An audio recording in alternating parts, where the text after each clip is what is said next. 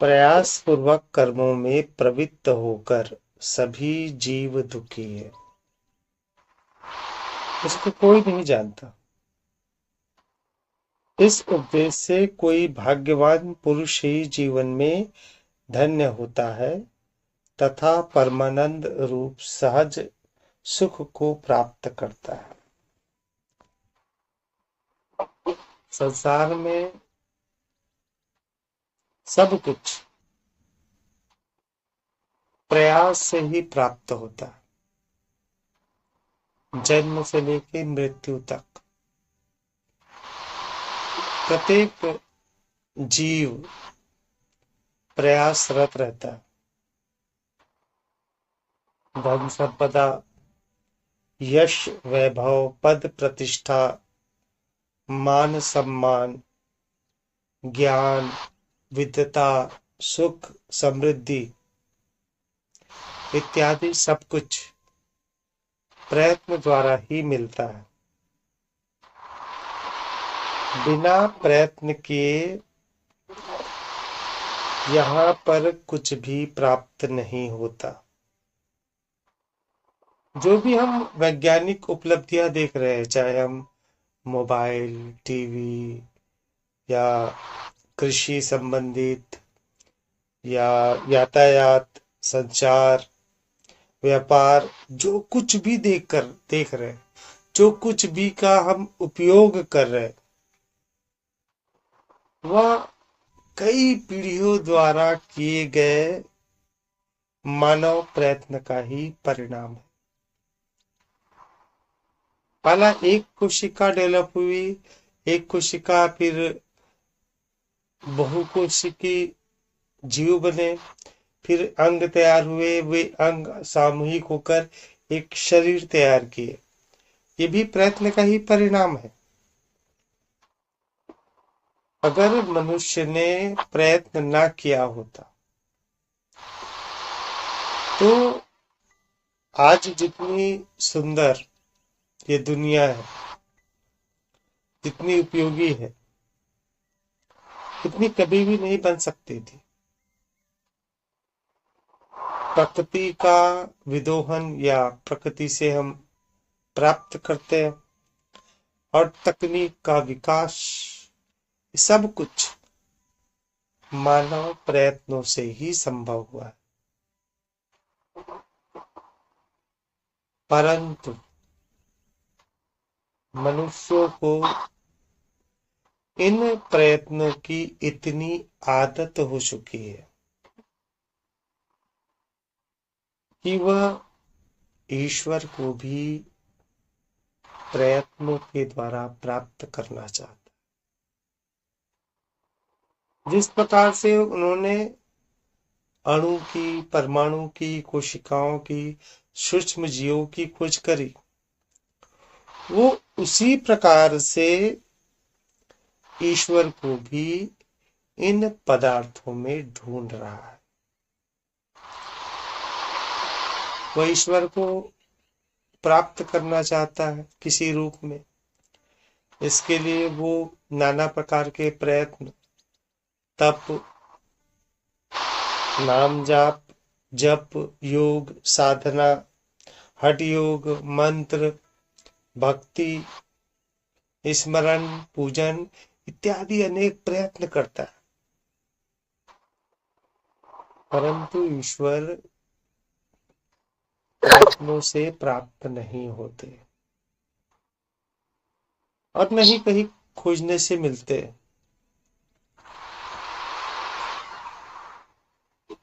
ईश्वर तो कब आप खोज सकते हैं ना, जब वो ईश्वर कहीं खोया हो।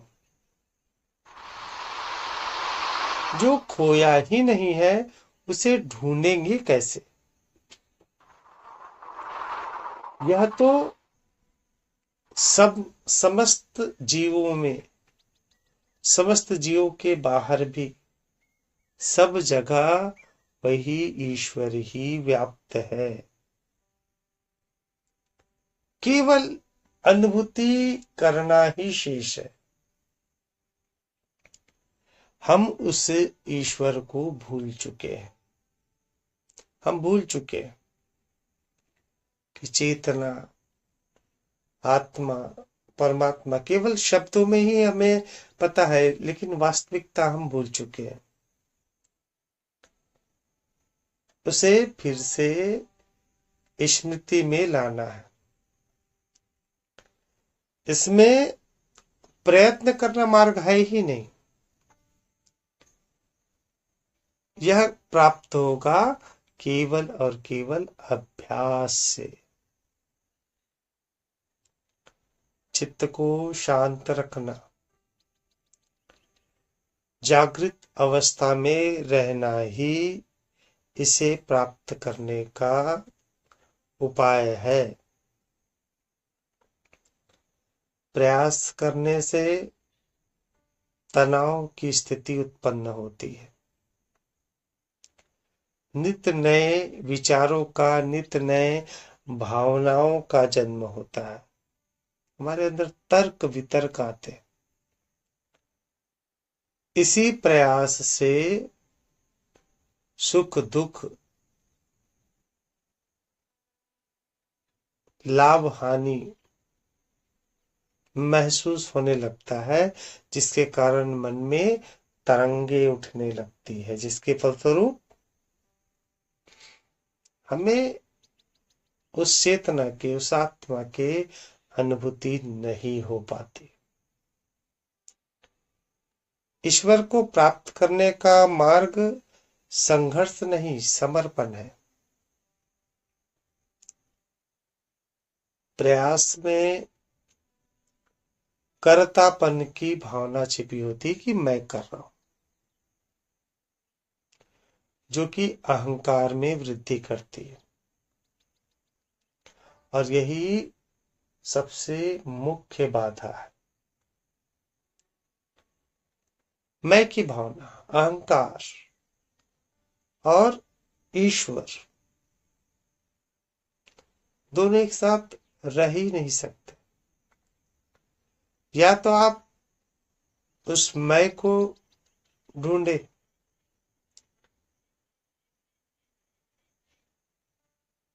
या तो आप इस ईश्वर को। क्योंकि जो मैं हम कह रहे हैं ना, वो भी तो वही ईश्वर ही है, और आप उसे ढूंढ रहे हैं। मैं ढूंढ रहा हूं, तो पहले मैं को तो समाप्त कर दीजिए, खुद ब खुद ईश्वर समझ में आ जाएंगे।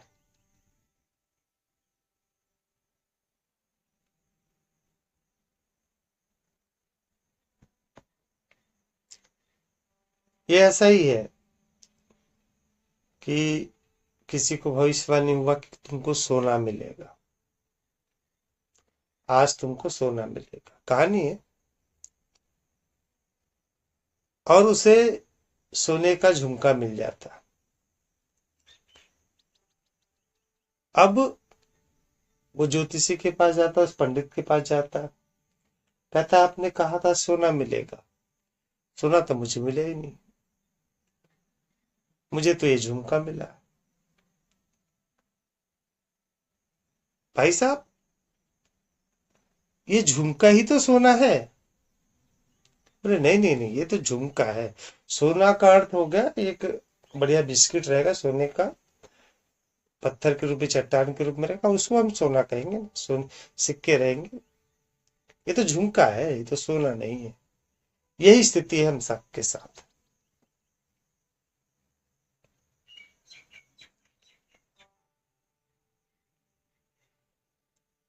अहंकार के नष्ट हो जाने के बाद, मैं समाप्त होने के पश्चात केवल और केवल ईश्वर ही बच जाता है।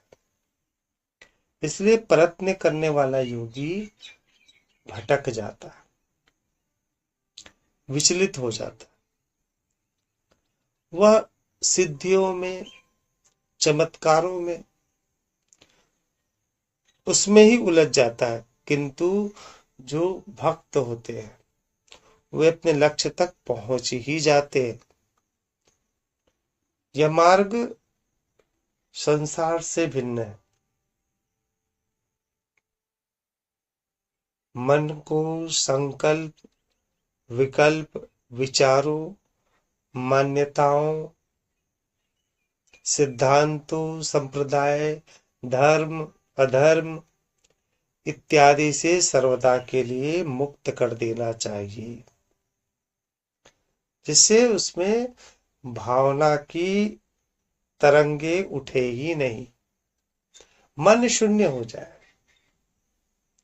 यदि अहंकार समाप्त हो गया, यदि मैं की भावना समाप्त हो गई, तो मन खुद ब खुद शून्य हो ही जाएगा।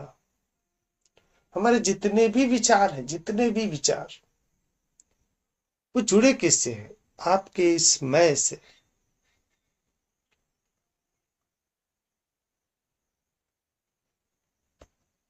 अभी कुछ समय पहले अभी आप लोग बात कर रहे थे,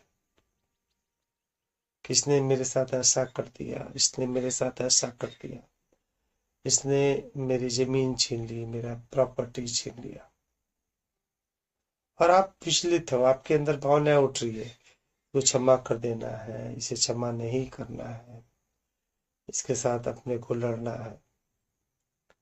तो ये सारी बातें किसके साथ हो रही है? सारी बातें हो रही है आपके स्मय के साथ। जमीन किसकी किसकी है? स्मय की। जमीन किससे छीना गया? स्मय के साथ। भावनाएं किसके साथ जुड़ रही? स्मय के साथ। आगे अगर आप आध्यात्म की बात कर रहे हो, स्मय की बात कर रहे हो, उस ईश्वर की बात कर रहे हो, तो फिर ये मैं तो समाप्त होना ही है।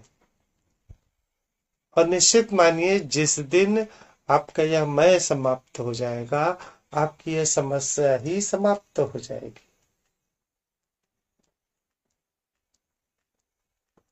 आपके अंदर वो भाव ही नहीं होगा कि मेरी जमीन, मेरी संपत्ति, मेरा ये जितने भी सांसारिक बातें हैं, जितनी भी सांसारिक उलझने हैं, ये आत्मज्ञानी के लिए है ही नहीं, बिल्कुल भी नहीं। जब आप आत्मज्ञान प्राप्त करने की दिशा में आगे बढ़ रहे हैं, तो जो घटना हो रही है ना, उस घटना की आप साक्षी रहोगे। फिर वो मेरी जमीन, मेरी संपत्ति की तो बात ही नहीं। जब मैं ही ना रहा, तो फिर वो बात कहां से शुरू होगी? अगर स्वयं को चेतना स्वरूप, केवल चैतन्य आत्मा स्वरूप देखने लगे,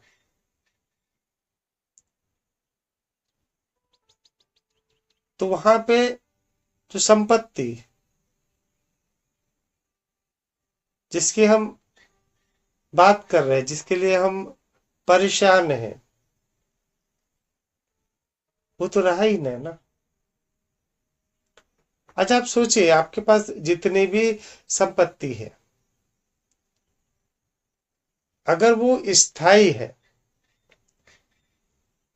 तो मृत्यु उपरांत आपके संपत्ति से आपका नाम क्यों हट जाता है? आप चाहे ना चाहे, आपका नाम, जैसे ही आपका शरीर मृत हुआ, वैसे ही आपका नाम कानूनी तौर पे हट जाएगा। चाहे आपने वसीयत करी, तो उस वसीयत वाले के नाम पे चला जाएगा। अगर आपने नहीं करी, तो जो भी उसका उत्तराधिकारी है, उसके पास चला जाएगा। आपके नाम पे तो हमेशा नहीं रहेगा, कि रहेगा? तो वो संपत्ति है इस शरीर की पहचान का।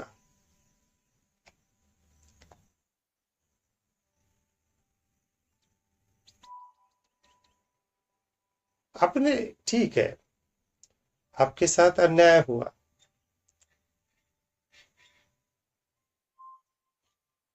और आपने उस अन्याय का विरोध किया, बात क्या यहीं तक समाप्त हो जाएगी? बिल्कुल भी नहीं होगा। यदि आप जीत जाते हैं और संपत्ति आपको हासिल भी हो जाती है, तो आपके अंदर क्या वृद्धि होगी? अहंकार की, साथ ही भय की भी वृद्धि होगी कि कहीं मेरे साथ कुछ अहित ना हो जाए।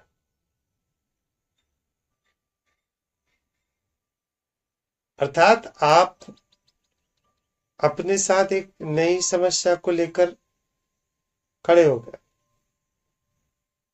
अहंकार भी आ गया, क्रोध भी आ गया, खुशी भी आ गई, दुख भी आ गया, भय भी आ गया, और नाना प्रकार की उलझनों में आप फंस गए हो, निश्चित तौर पे।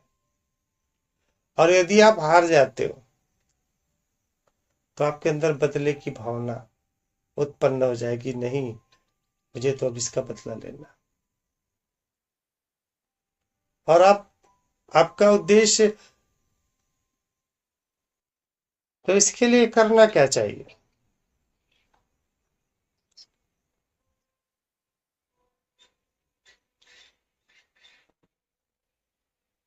जो हो रहा है, जो हो रहा है,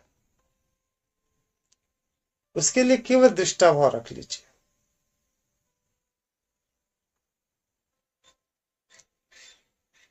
केवल दृष्टा भाव।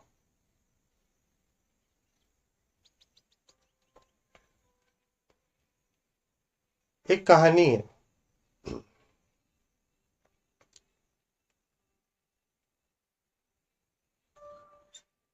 एक बार एक गुरु और शिष्य नाव से नदी पार कर रहे थे। बैठे थे उस नाव में सेनापति और एक दो सैनिक भी बैठे थे। सेनापति थोड़ा क्रूर स्वभाव का था। उसने शिष्य को परेशान करना शुरू कर दिया।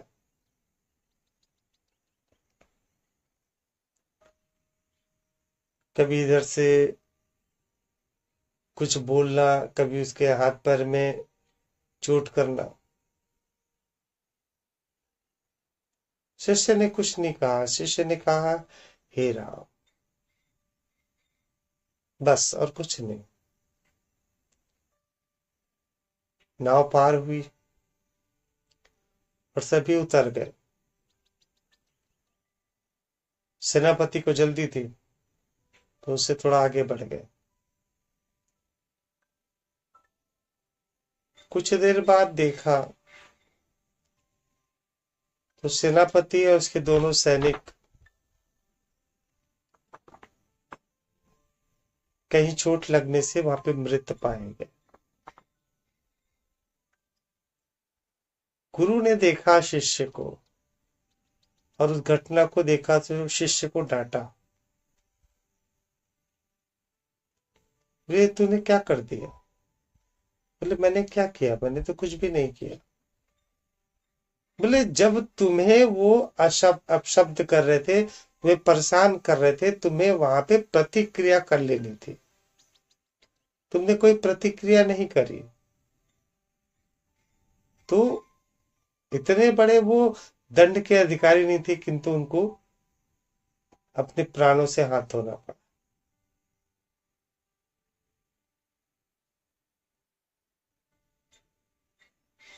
तो ये जो प्रतिक्रिया कर देते हैं ना, ये कहीं ना कहीं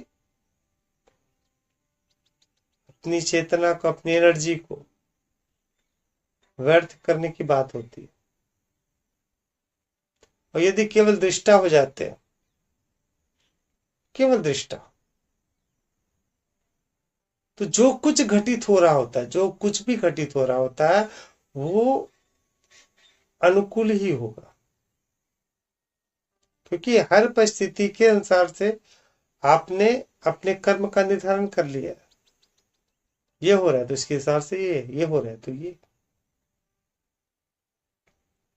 यदि आप आत्मज्ञान के रास्ते पर चल रहे हैं तो।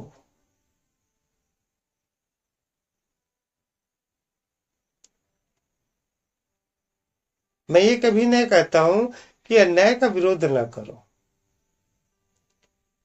वो अन्याय हुआ, एक घटना हुई, उसके प्रतिरूप में आपने जो किया वो कर्म का कर्म हुआ, लेकिन उस कर्म फल की चिंता में आप लगे हो,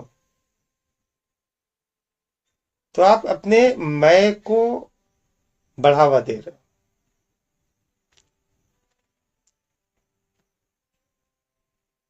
आत्मा चेतना कोई प्रयत्न ही नहीं करती।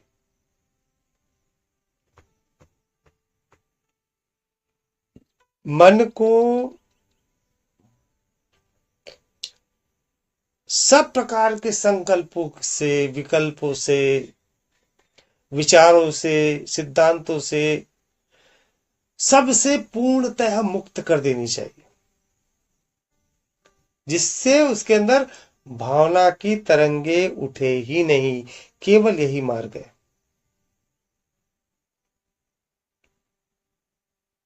इसी कारण महर्षि अष्टावक्र कहते हैं कि प्रयास करने के कारण ही समस्त जीव दुखी है, परेशान है, तनावग्रस्त है, समस्याओं से जूझ रहे हैं। अब इसी के कारण मन अनेक भावनाओं से ग्रस्त है। प्रत्येक व्यक्ति, प्रत्येक जीव। आप दुखी क्यों है? आप सोचिए।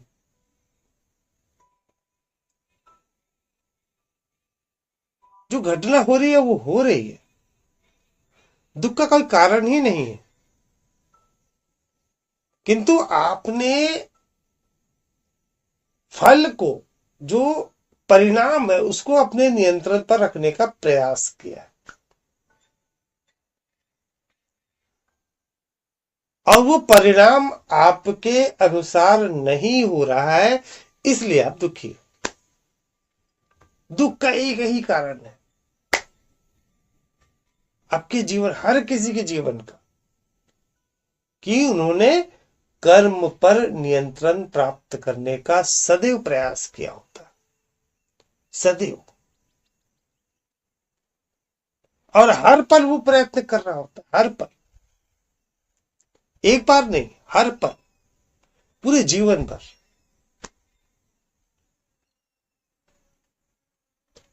एक छोटा बच्चा रोता क्यों है? वो कुछ कोशिश कर रहा होता है, और जब वो असफल हो जाता है, वो रोने शुरू कर देता है।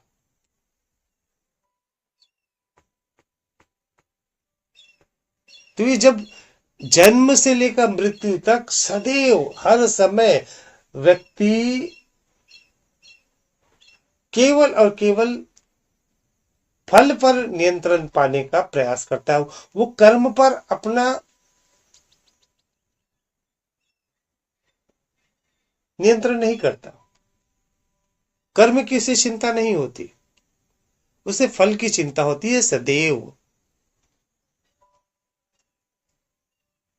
और यदि उसके अंदर फल की चिंता ना हो, फल पर नियंत्रण पाने की चिंता ना हो, तो जो भी प्रतिफल होगा, जो भी होगा, वो उसके लिए नवीनतम होगा। क्योंकि यह ब्रह्मांड तो प्रतिपल बदल रहा है ना, तो जो भी घटना हो रही है वो उसके लिए हमेशा नवीन ही होगी, नया ही होगा। किंतु आपने एक अपना स्वप्न बना लिया, अपना एक दृष्टिकोण बना लिया है फल के लिए।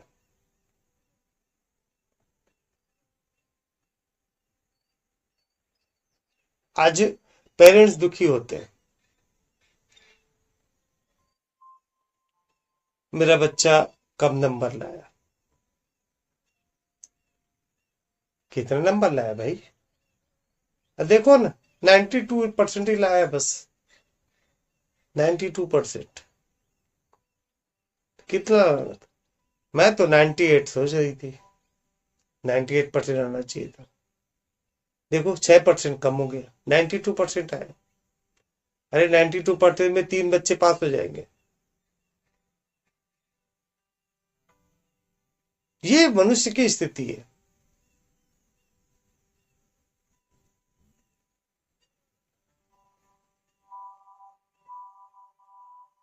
और जो आशा करता है कि मेरे बच्चे का 50% आना है,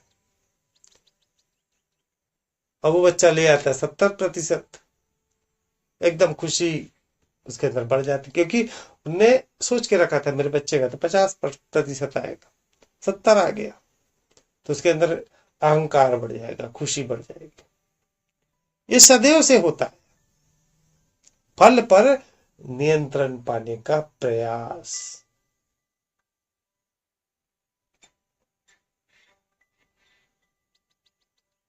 गीता को श्लोक को लोग सुनते ही नहीं, समझते ही नहीं। अगर गीता के श्लोक को समझ गए ना, जीवन तो एकदम आसान हो जाएगा। कर्मण्यवाधिकारस्ते कितनी बार तो हो गया, हम हमेशा से सुनते आए इसको। कर्म करो, फल की चिंता मत करो।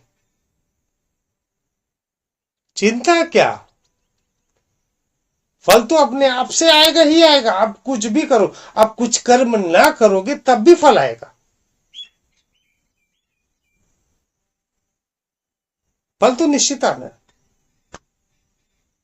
आप कर्म करो या ना करो। भूख लगी है, आप खाना बनाने का कर्म कर रहे हो तो आपकी भूख मिटेगी। और आप कर्म नहीं कर रहे हो खाना बनाने का, तो आपका पेट दुखेगा, आपका शरीर दुखेगा। तो फल तो उसमें भी आए ना, फल तो आना ही आना है, कर्म करो ना करो, क्योंकि ये तो आपको खुद ब खुद नजर आएगा। तो उस फल की चिंता क्यों कर रहे हो? चिंता क्यों करते हो? क्योंकि आपने फल निर्धारित कर रखा है कि ऐसा ही होना चाहिए सदैव से, हर पल में। और यही आपके दुख का कारण है। हर व्यक्ति जीवन में दुखी है, हर व्यक्ति। आज ये हो गया, ठीक उसके अंदर अहंकार आ गया, फिर उसने अपना एक अलग टारगेट रखा, अब वहां पे फेल हो गया। कोई ना कोई चीज तो फेल होगा ही होगा ना, क्योंकि वो तो हर चीज उसी अनुसार से हो ऐसा संभव नहीं हो। कभी ना कभी वो चीज चेंज हो जाएगा, वहां से उसका पतन शुरू, उसके अंदर दुख शुरू। फिर वो दौड़ेगा साधुओं के पास, दौड़ेगा मंदिरों में, दौड़ेगा मस्जिदों में, अलग अलग विधाएं करेगा। अब फिर उसके हिसाब से कोई परिणाम आ गया, फिर वापस से वो अपने काम में लग जाएगा। और यदि उसके हिसाब से परिणाम नहीं आया तो क्या होगा, चेंज कर देगा दूसरे के पास। ये वाला ठीक नहीं है, ये पर्ची बनाता है उसमें ठीक नहीं है। अब ये अपन लोटे वाले के पास चलते, लोटे वाला ठीक नहीं है, अब इसके पास चलते, इसके पास चलते।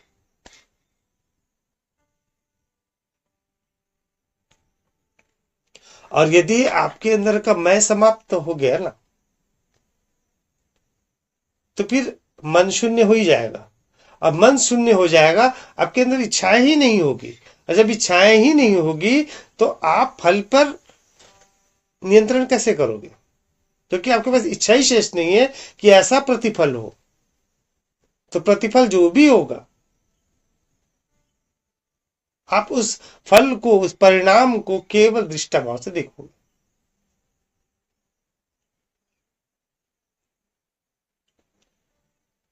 श्री कृष्ण को सब पता था, सब पता था कि आज उसके भांजे अभिमन्यु का वध होगा। उसके बावजूद जब अर्जुन कहते हैं उनको वहां ले जाने के लिए, बिल्कुल लेके जाते हैं। क्योंकि श्री कृष्ण ने फल पर नियंत्रण का प्रयास ही नहीं किया, उन्होंने उस कर्म पर अपना अधिकार रखा कि क्या कर्म करना है।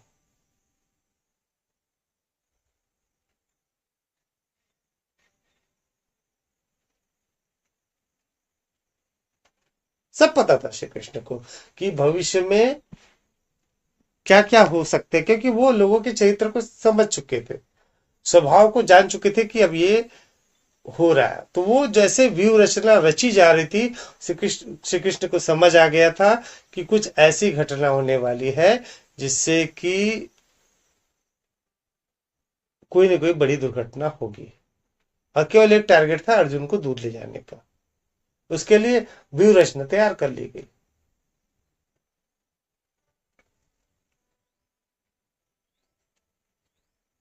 अगर उस व्यू रचना के अनुसार से नहीं चलते तो परिणाम हो सकता है कुछ और घटित हो जाता, क्योंकि दोनों पक्ष रखा होता है, ये करो या ये करो। तो उन्होंने चुना कि ठीक है, धर्म स्थापना के लिए ये बलिदान जरूरी है। उन्होंने उस रास्ते को चुना, अन्यथा वहां पे वो युद्ध ही समाप्त हो जाता और वो ये पांडव हार जाते। तो वहां पे धर्म की स्थापना आवश्यक थी, तो उन्होंने उस चीज का चुनाव किया।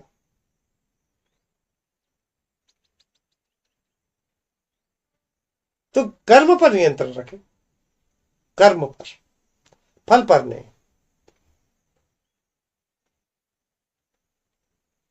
और यदि आप कर्म पर नियंत्रण करेंगे तो संभव है कि फल अनुरूप ही हो। एक आईएएस बनता है ना, वो फल पर नियंत्रण नहीं करता कि भगवान मुझे आईएएस बना दे, मेरे को आईएएस में हो जाए, यूपीएससी मेरा क्लियर हो जाए, ऐसा नहीं करता। वो कर्म पर नियंत्रण करता है। ये पढ़ना, ये पढ़ना, ये पढ़ाई, ये पढ़ाई, 18 घंटे 20 घंटे लगातार, सिवा पढ़ाई की कुछ पता ही नहीं। व्हाट्सएप में क्या हो रहा है, दुनिया में क्या हो रहा है, फेसबुक में क्या हो रहा है, कुछ पता नहीं। केवल और केवल उसका नियंत्रण है अपने कर्मों पर, लगातार। और जो यूपीएससी की तैयारी कर रहे होते हैं ना, एक तरफ दिला रहे होते हैं प्री, दूसरी तरफ दिला रहे होते हैं मेंस, उसके बाद इंटरव्यू, इंटरव्यू के बाद फिर से प्री में लगे रहते हैं। जो इंटरव्यू दे के आ जाते हैं ना, वो बैठते नहीं है, वो प्री का एग्जाम दे रहे होते हैं, प्री की तैयारी कर रहे होते कि अगर मेरा इंटरव्यू फेल हो गया तो मेरे पास ये प्री वाला तैयार हो रहेगा। इंटरव्यू का तो रिजल्ट आता है 6 महीने साल भर में, तो खाली थोड़ी बैठे रहेंगे। वो फिर से प्री दिला रहे होते, फिर से वो मेंस दिला रहे होते। ठीक है, इसमें नहीं हुआ, इसमें होगा, तब जाकर वो यूपीएससी क्लियर करते हैं। उन्होंने उस चीज को रट लिया होता है, कर्मण्यवादी का रास्ते को, कर्म करो।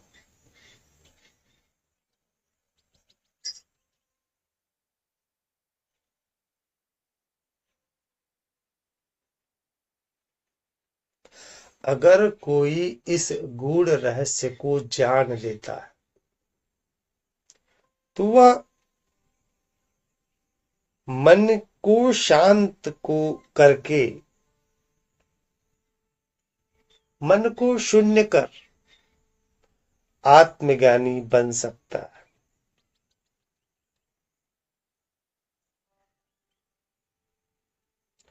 उस परम पिता के घर का द्वार समर्पण है, संघर्ष संसार का द्वार है। यही इसका रहस्य है।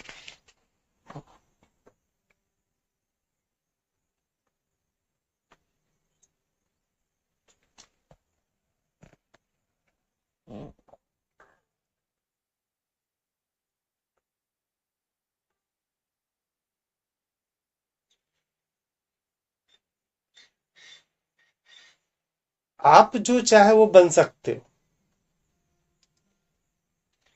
चाहे तो आप आत्मज्ञानी बन जीवन को सुखी कर सकते हो, या संसारी बन जीवन को सदैव दुख में डाल सकते हो, सदैव।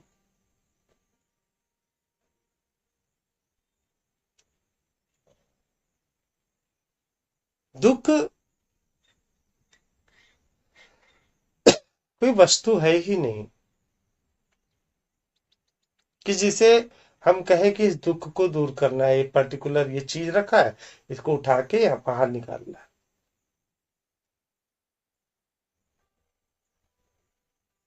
दुख केवल इतना ही है कि वो घटना जो घट रही है वो आपके इच्छाओं के, आपके भावनाओं के अनुरूप नहीं है, बस इतना ही।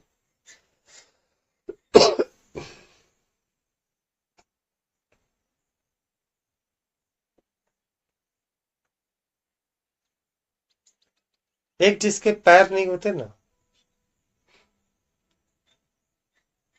वो दुखी होता है कि काश मेरे पैर होते तो मैं चलता। और जिसके पैर होते हैं ना वो दुखी होता है, अरे पैदल चलने में कितना परेशानी हो रही, काश मेरे पास साइकिल होती।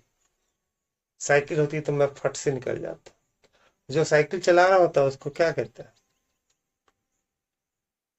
कि ये पैर दुख रहा है मेरे साइकिल चलाते चलाते, काश एक मोटरसाइकिल होता। मोटरसाइकिल चला रहा है और क्या बोलते हैं, देखो मैं पानी में भीग रहा हूँ, धूप पड़ रहा है मेरे ऊपर, काश मेरे पास कार होती। कार वाला हवाई जहाज हेलीकॉप्टर की कल्पना करता है, और हवाई जहाज वाला हेलीकॉप्टर वाला परेशान होता है इन सबसे। परेशान हो गया, उससे अच्छा तो वो भिखारी अच्छा है जिसको चुपचाप बैठा हुआ है, भले उसके पैर नहीं तो क्या हुआ, शांति के साथ तो बैठा हुआ है। मैं कभी इधर दौड़ रहा हूँ, कभी अमेरिका जा रहा हूँ, तो मेरे को दो पल का आराम भी नहीं है। वो तो मस्ती से तो वो जी रहा है, कौन दुखी नहीं है। ये दुख कभी ये दुख कभी ये दुख, हम खुद ही अपने जीवन को दुखी करते हैं। आत्मज्ञान हमें हमारे दुख से मुक्ति देता है। पर्ची बनाने से या लोटे में पानी डालने से या कुछ सत्संग सुनने से आपके दुख दूर होंगे ऐसा नहीं है। हो सकता है कुछ ऐसा हो जाए कि आपकी वो समस्या दूर हो जाए, दूसरी समस्या खड़ी हो जाएगी। दुख तो निरंतर होने वाला है, क्योंकि आपके पास भावनाएं हमेशा रहेगी और घटनाएं भी घटती रहेगी। तो हर एक घटना के पीछे अपनी भावनाओं को आप जोड़ोगे, हर घटना के पीछे।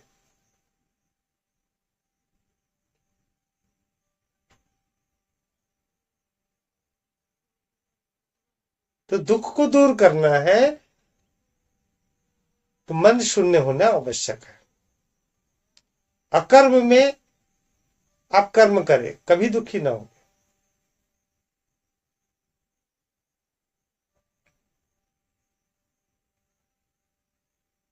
ठीक है, आपका वो जमीन हड़प लिया, अब ठीक है, उसके लिए आपने कर लिया प्रयास, खत्म हो जाइए। जो होना हो रहा है।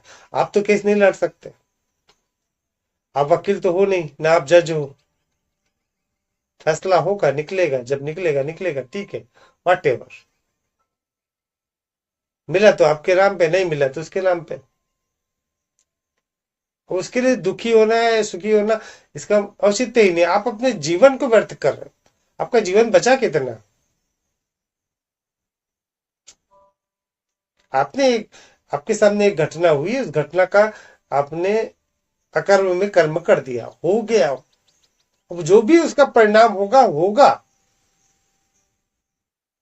लेकिन उस परिणामों के नाम से आज का वर्तमान का आप क्यों खराब कर रहे हो? वो तो भविष्य के गर्भ में छिपा है, क्या फैसला होगा क्या नहीं होगा, उसके फैसले के पश्चात क्या होगा क्या नहीं होगा, उस पर आपका नियंत्रण है ही नहीं। आप कुछ कर ही नहीं सकते। जो कुछ करना था आपने कर दिया, लेकिन उसके नाम से अपना वर्तमान खराब कर रहे हैं। और उसने मेरे साथ ऐसा कर दिया, उसने मेरे साथ ऐसा कर दिया, उसने मेरे साथ ऐसा कर दिया, इसका क्या औचित्य होगा बताओ।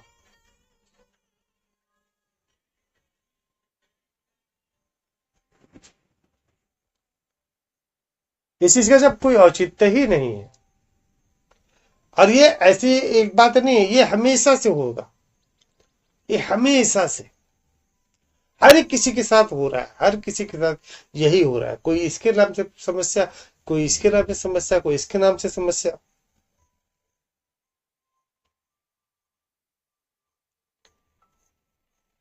मैं कर्म करने पर किसी को नहीं रोक रहा हूं।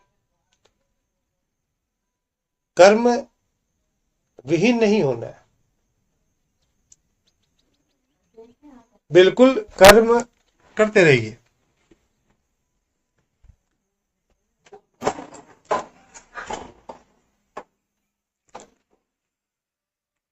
कर्म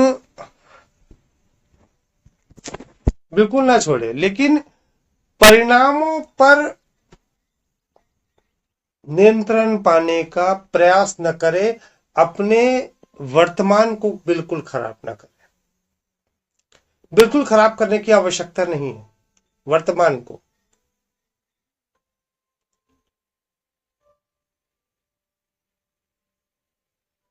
और यदि आपने आत्मज्ञान आत्मसात कर लिया, फिर तो कोई आवश्यकता ही नहीं होगी, फिर तो कोई फर्क ही ना पड़ेगा, वो जमीन हो या ना हो। लेकिन मैं बात कर रहा हूं संसारिक की।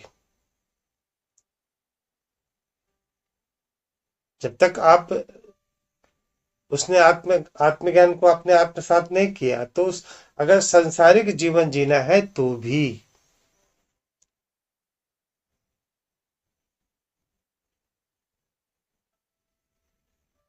गीता का ज्ञान संसारिक लोगों के लिए, कि कैसे जीना है, उसका रहस्य उन्होंने अर्जुन को भी दिया था संसार के लिए।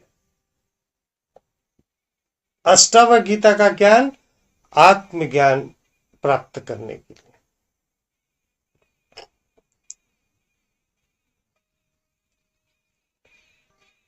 अष्टावक्र गीता के लिए आप बढ़ रहे हैं। जो अष्टावक्र जी ने राजा जनक को आत्मज्ञान दिया, उस आत्मज्ञान के लिए और बढ़ रहे हैं, ठीक है।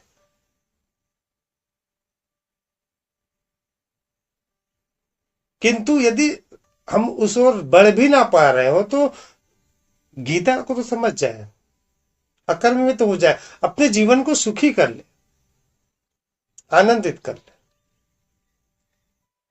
और ये आवश्यक है।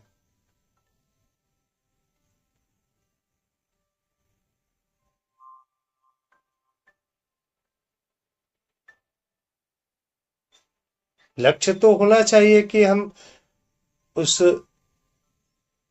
तक पहुंच जाए, लेकिन कई उलझने होती है, कई मोह बंधा होता है कि हम संसार को तज नहीं पाते, या संसार का मोह हमें आत्मज्ञान से विमुख करता है। तो अच्छे संसारी हो जाए, अपने वर्तमान को खराब ना करें।